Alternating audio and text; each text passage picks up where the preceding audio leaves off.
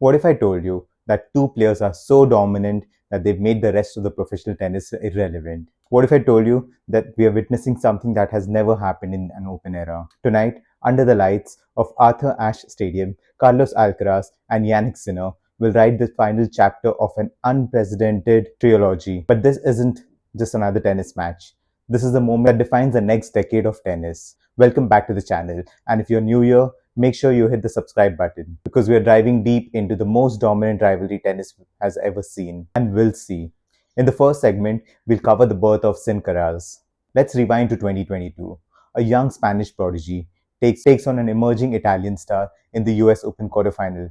5 hours and 15 minutes later, tennis was never the same. The match between Alcaraz and Sinner didn't just produce incredible tennis, it birthed what fans call the Sincaraz rivalry. Fast forward 3 years, and these two don't just dominate tennis, they've completely separated themselves from everyone else. And I mean everyone else. But here's the crazy part. For all their success, they hadn't faced each other in a Grand Slam final until June this year. Now, they're about to complete something they've never done in tennis history. For the third consecutive Grand Slam final, it's Alcaraz versus Sinner. Roland Garros, Alcaraz took it in an epic 5-hour 29-minute marathon.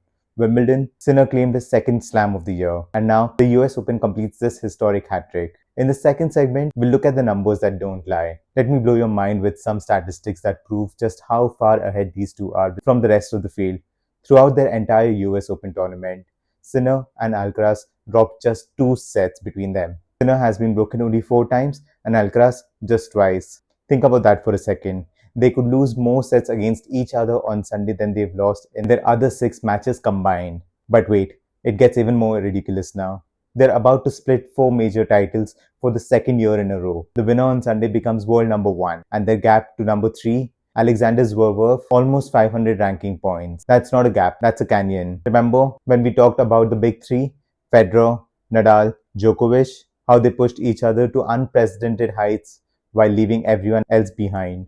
We're watching that exact same phenomenon happen again, but faster and more dramatically than ever before. Let's talk about the road to New York now, how they've got here and how their semi-final performance tells a story. Sinner faced Felix Auger-Aliassime, and while the scoreline read 6-1, 3-6, 6-3, 6-4, this was anything but routine. The Canadian played some of his best tennis in years, especially in the second and fourth sets. Sinner actually had to take a medical timeout after losing the second set and was sweating heavily on what was a pleasant 77 degrees evening. When asked about it, Sinner said, "It's nothing too serious." Classic champion mindset right there. But here's what's fascinating. Even when these guys aren't at their 100%, they're still too far good for everyone else. Auger-Aliassime played some of the best tennis of his life and still couldn't get close to troubling Sinner when it mattered the most. This is what separates the elite from the super elite. When champions face adversity, they find a way. When legends face adversity, they make it look easy. In the next segment, we're going to break down how their head-to-head record goes. So where do they stand when they face each other?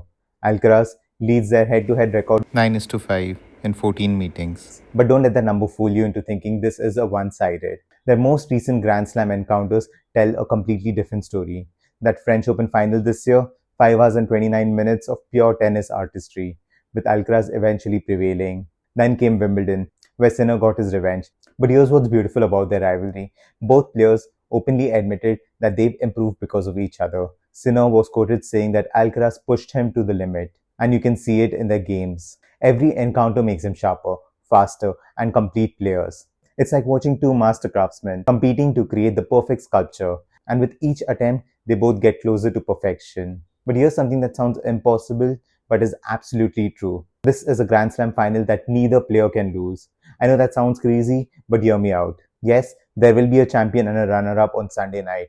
Someone will lift the trophy, and someone will have to settle for the finalist plate. But in the bigger picture of tennis history, both of these players have already won. They've proven that the future of tennis runs exclusively through them. They've shown that when they play each other, they reach heights that no one else can even dream of touching. Every match between them is just another piece of evidence, in an overwhelming case, that tennis has entered a new era, the Sincaraz era.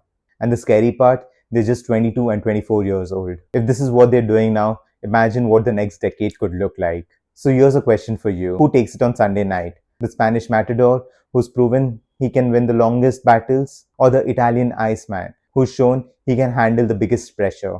Drop your predictions in the comments below and tell me, are we watching the greatest rivalry tennis has ever seen?